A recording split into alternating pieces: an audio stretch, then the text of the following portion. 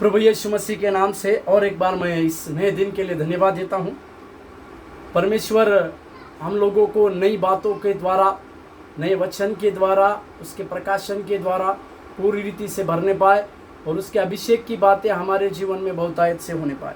एक वचन की ओर हम अपने ध्यान को आकर्षित करेंगे जो लूका रचित सुसमाचार उसके 16वें अध्याय के 13वें वचन में, लूका 16 अध्याय 13वें वचन, जहाँ पे प्रभु यीशु मसीह ने कहा, कोई दास दो स्वामियों की सेवा नहीं कर सकता, क्योंकि वह तो एक से बैर और दूसरे से प्रेम रखेगा, या एक से मिला रहेगा और दूसरों को तुच्छ जानेगा।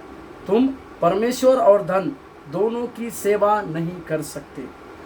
मेरे प्यारो, यीशु मसीह ने 16वें अध्याय में एक चतुर भंडारी का एक दृष्टांत को बताया और उस दृष्टांत को बताने के बाद इस 13वें वचन में प्रभु यीशु मसीह एक बहुत बड़ी शिक्षा की बात को कहते हुए हम देखते हैं। वहाँ पर प्रभु यीशु मसीह साफ कहते हैं कि कोई भी व्यक्ति दो स्वामियों की सेवा नहीं कर सकता। इसका कारण भी वो इस प्रकार से कहते हैं, यदि आप और मैं दो स्वामियों की सेवा करेंगे तो एक स्वामी से हमें प्रेम करना पड़ेगा और एक स्वामी से बैर करना पड़ेगा।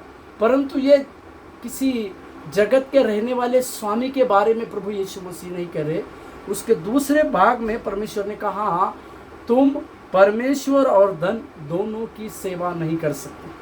मेरे प्यारो, इस वचन में दूसरे भाग में प्रभु ने एक बहुत बड़ी बात को कहा कि आप और मैं परमेश्वर और धन दोनों की सेवा नहीं कर सकते। जो लोग धन की अपेक्षा के साथ परमेश्वर की सेवा करते हैं वे प्रभु को तुच्छ जानेंगे और धन को पहला स्थान को अपने जीवन में देंगे। या फिर जो लोग परमेश्वर को अपने जीवन में प्रथम स्थान देते हैं वे लोग धन की अपेक्षा नहीं करते हैं, यानी उनके जीवन में प्रथम स्थान परमेश्वर ही पाया रहेगा या परमेश्वर ही रहेगा। इसी के लिए धन की बातें उनके लिए तुच्छता के समान है।